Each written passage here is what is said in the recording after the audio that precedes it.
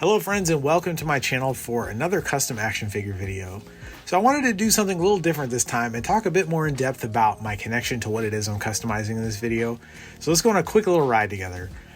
I was not a Transformers kid. They were just out of my scope of awareness. I was born in 85. They debuted in the States in 84, I believe. The animated movie I think came out in 86, so I was a year old. And nobody ever put them in front of me. And I think a lot of our childhood loves are as simple as that, right? A lot of people love Star Wars because their dads showed it to them when they were kids, right? And they grew up with it. And, I had that with Superman. I found stuff like Ninja Turtles on my own. They were on TV every day.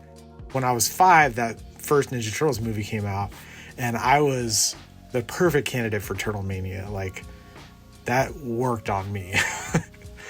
But my only exposure to Transformers was this little Bumblebee I've had since I was a little kid. I think I probably got this at a garage sale back in the late 80s.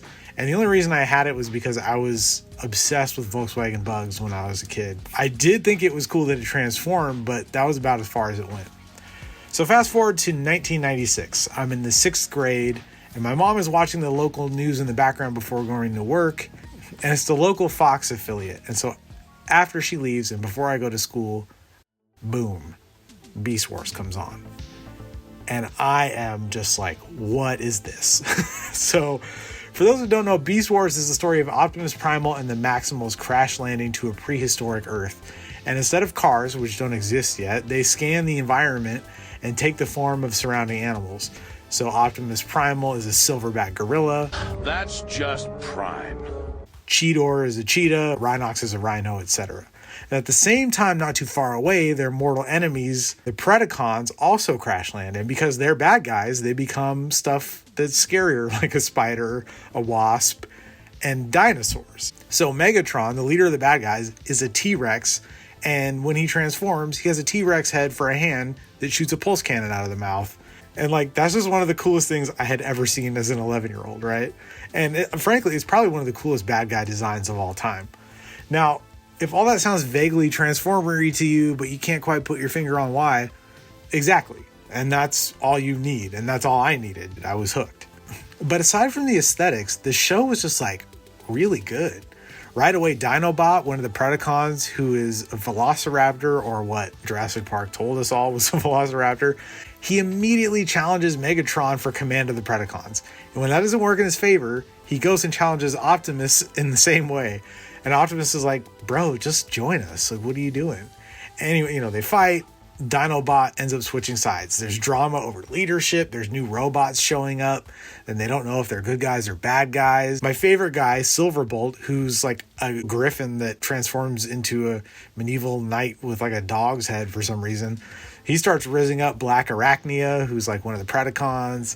I mean, to middle school me, this show was high art. It was sophisticated in ways that were reminiscent of the X-Men cartoon, which I also loved and set my Ninja Turtles watch by. And this show ran the exact years I was in middle school. And, I was getting older. I was getting into sports. Extreme rollerblading was a thing. BMX riding with my friends.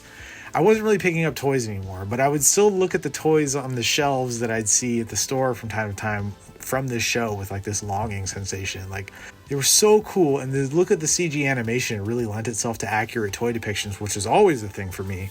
I was always frustrated when the toys didn't look exactly like they did on the show, but these probably got as close as anything ever did back then. But I was kind of aging out. I didn't have money. I was a very poor kid. It just wasn't meant to be. Fast forward to 2023, and Transformers Rise of the Beast comes out. This is the 10th freaking movie in the Michael Bay Transformers universe. And I was interested to see how these characters would feature, but I'd been pretty cold on these movies. I waited until it hit streaming. One night I watched it, and I actually really liked it. I thought it had a lot of heart. It was directed by Stephen Cable Jr., who did Creed 2, which, is a series I'm a huge, huge fan of. And, as a 90s kid who loves hip-hop and came up as a breakdancer, the vibes of this movie and the music, they were right up my alley. And so I thought about picking up some of the figures from this movie, but I just never got around to it, and then I kind of forgot about them. Then a few weeks ago, I saw that 3.0 made this Optimus Primal. It's a DLX limited exclusive variant or something. And I immediately thought, I gotta make one of those. And then I remembered seeing my friend Kit Bash Customs do a review of the YoloPark Optimus Primal, which is like a model kit that kind of snaps together. And I was like, done deal. So I scooped it up on Amazon Prime. and I locked in. Now, a lot of the customs I do require a lot of work. I'm kit bashing, I'm sculpting my own heads and printing and painting them. In this case, it's mostly just a repaint, and that is beautiful. Sometimes it's really nice to just have a break from all that other stuff and just to get to give a figure a makeover, really bring out its potential. An added bonus here is that because it's a model kit, the figure comes partially disassembled, which makes painting the different parts a lot easier. I started with the red paints and basically just eyeballed photos of the original design from the cartoon and painted the most analogous pieces on this more techie version of the character. I went with regular acrylic paint here, mixing metallic red paint and another regular red color. I thought about using enamel paint, but I didn't want to deal with the fumes and the drying time with those. From there I took some black wash, which is watered down black paint, and I use a slightly glossy paint here, and this gives a kind of oiled look to the machine parts, and the gloss of the paint helps to kind of give it a bit more of an oily sheen. And for the parts that I'm painting blue, I decided to use a matte Mod Podge. I did that to Prime. the plastic in order to make the first layer of paint stick better. I didn't do this with the red parts and they took a little longer as a result, so this was a nice fix for that. The blue paint here is a mix of acrylic metallic blue, graphite, and a bit of silver. And I'll put an affiliate link below for all the different paints I used here. And then next I'm taking a bit of gray paint and dry brushing the gorilla skin parts to give them a bit more depth and realism. I'm basically just dusting gray paint on the raised parts and getting it to stick to like the bumpier areas. That's gonna help bring out the texture. And then after that was dry, I hit the same areas with a black wash to bring out the depth of the wrinkles and textures. And then taking a Molotow chrome pen, which I will also put a link for in the description below, I do a little battle damage and weathering. I really like the look of running it along the edges of the panels to give it some wear. And, you know, you can kind of make it look like a little scratched up, almost like it's painted metal that's being scratched and exposing like this raw steel underneath, which is weird to think because you're like, okay, well, these are alien robots, right? So like, are they painted? Like, is that a thing? Is that like having different colored skin? Like what, you know, and then obviously if you think about it too much, like it all falls apart and it's crazy. So, you know, just try not to, I guess.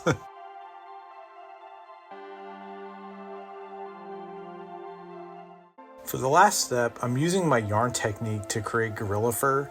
I use this technique to make more realistic looking hair for my custom figures, and it's perfect for this purpose. This was by far the most tedious part. It takes a really, really long time to separate all these little yarn strands, and gluing them on is a real pain as well. There's actually a lot more space that needed yarn fur coverage on this guy than I had anticipated, so mostly on the backside. Like you'll see in a minute when I turn him around, like he's just kind of shoulders to ankles, pretty furry. So, but you know, I find the end result to be really, really worth it. So I'm excited at how this is going to look. And with that, let's take a look at the finished Optimus Primal.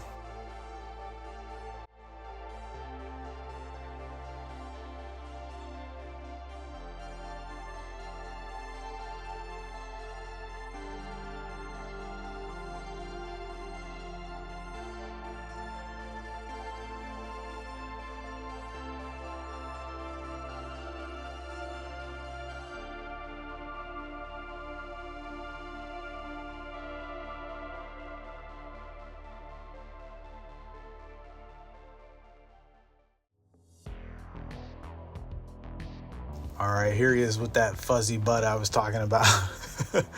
And I'm incredibly stoked with how this guy looks. He just oozes shelf presence. Like I don't have anything in my collection that does what this does. So this is really, really cool to have. And I gotta say, this YoloPark figure, it was only like $36 on Amazon. So I'll definitely have a link in the description below if you want to pick one up for yourself.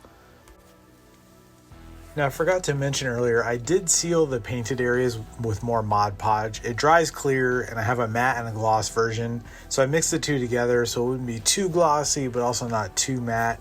And you can use spray sealant or fixative, but I didn't want to spray anything on this with the fur being there, and I also didn't want to wait for the fumes to off gas.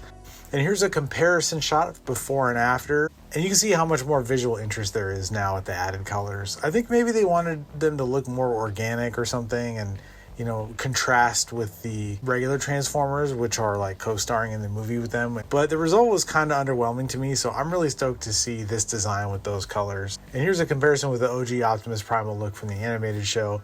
Obviously not a one-to-one, but you know, the design's very different. But it evokes the spirit of the look, which is exactly what I wanted.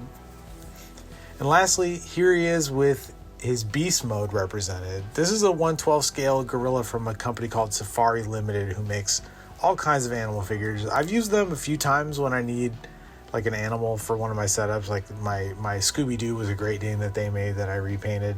They're pretty inexpensive, but their paint is pretty basic. It's usually decent enough though. In this case, I repainted the eyes to make them look a little bit more lifelike and expressive. So I'm pretty excited about this, and I've got the movie versions of Cheetor and Rhinox on the way to do the same thing to them, and I also have like a knockoff Megatron, and I'm planning to use Jurassic Park T-Rex for the parts, so stay tuned to the channel for that, because that's something I'd love to do videos on. And of course, all that means that I'm going to need to rearrange some shelves, so I better get busy on that, making some space for these guys. So thank you all for watching. Please make sure to click the like button to help other people find the video. And you're invited to subscribe to the channel and check out my backlog of cool projects like this. I got a ton of stuff on the channel. And if you'd be so kind as to stick around for another minute or so, I've got a closing bumper to tell you about my comic book work that I'd love for you to check out. So thanks for watching. Make sure to share this video with a friend who might enjoy this stuff, and stay tuned for this last closer here. So that is going to do it for this video. I want to thank you all so much for watching. I invite you to click the like button and hit subscribe and join me as I make cool stuff. Custom figures, dioramas, vehicles to go with the figures. I review new stuff that I get on the channel. If you're looking for other ways to support this, I've got t-shirts available. My Head on Swivel shirt, as well as several other action figure and comic book themed shirts, are available in my Redbubble shop. If you've never used Redbubble, it's pretty great. You pick the color shirt, the style, and the design you want, and they ship it right to you. Now, if you're not a t-shirt person, but you like comics, I've got several comics and graphic novels available, namely my books High Crimes, Count, and Retroactive. High Crimes is kind of Breaking Bad meets Cliffhanger. Retroactive is like James Bond meets Groundhog Day, and Count is my sci-fi reimagining of the Count of Monte Cristo. Think kind of a, John Wick meets Batman meets Zorro. It's a cool story with swashbuckling action and sword fights and vehicle chases, and it's about redemption, revenge, and revolution.